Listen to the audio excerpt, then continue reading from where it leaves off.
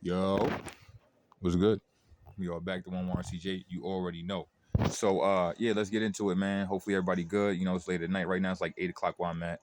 Feel me, dark outside, a little cold. Had to put the jacket on. Shout out to the Giants. Had a terrible season, but mind your business, man. No wide jokes. I'm sensitive. Anyway, pushing forward, man. I'm glad that everybody's doing good. Glad you can join me.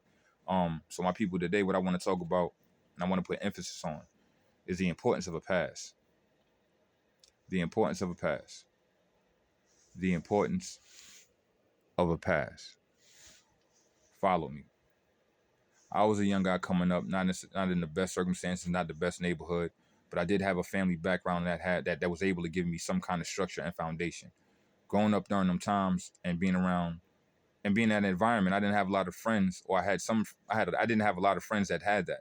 You know, it was either one or the other. You know, I was fortunate to have, even though my parents were split, my father still was there. You know what I'm saying? Still doing his fatherly duties, which also helped me. A lot of my friends didn't have that. So again, growing up, you know, young kid, I tried a lot of different things. You know what I'm saying? I had hoop dreams first. I wasn't tall enough. You know what I'm saying? Tried it in college, got red shirt because we had to transfer. I got tight about that. I gave up on it. Then I broke my jaw in college. You know what I'm saying? That's why I got this crooked smile.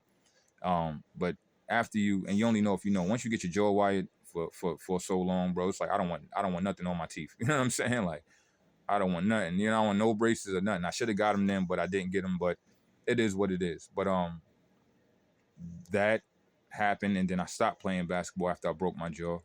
Um, Tried to do a couple of plays, get into acting, do some other things with my idle time, and you know, again, really just trying to find myself as a young kid. And at this time, I'm like 19 years old, so I'm really a young man trying to figure it out. But again, a lot of my friends, they hanging out. At this time, laws are changing. So at this point in life, there was laws in place where if you're around it, you can still get caught up in some situations. You don't have to have anything or be doing anything at this point in time.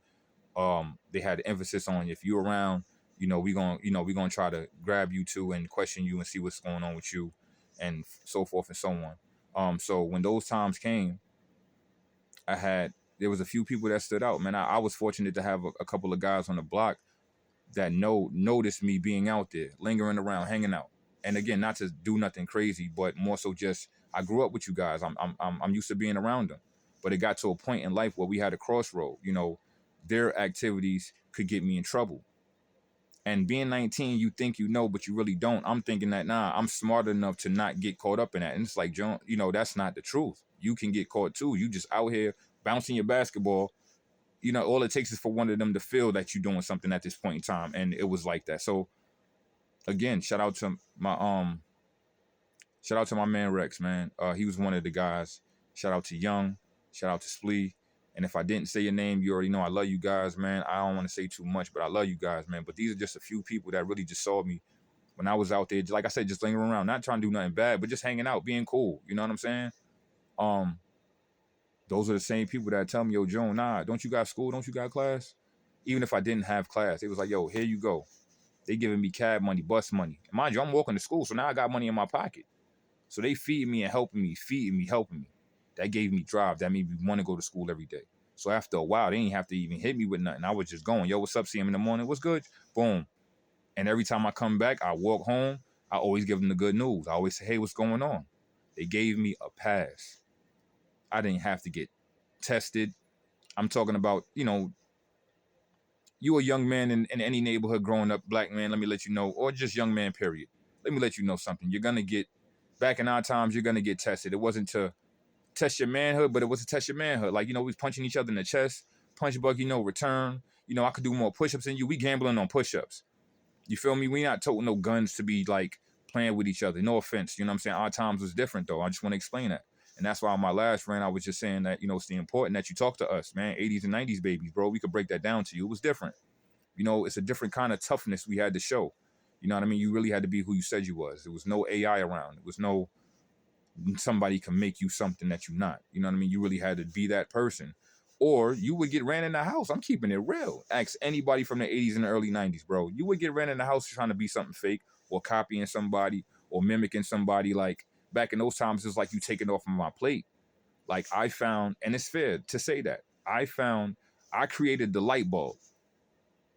Not even 2 weeks later, the people around me creating light bulbs. Instead of you investing in me or even trying to support what I'm doing, I can give you a job and pay you 6 figures because this light bulb is worth $10 billion.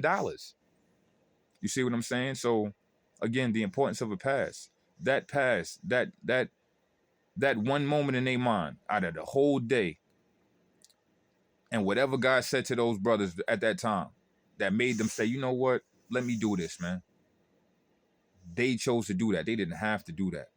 And I could have got caught up in some knucklehead stuff, trying to be around, trying to hang out, being cool with my friends, understanding that it was a crossroad and that's a hard choice that I had to make.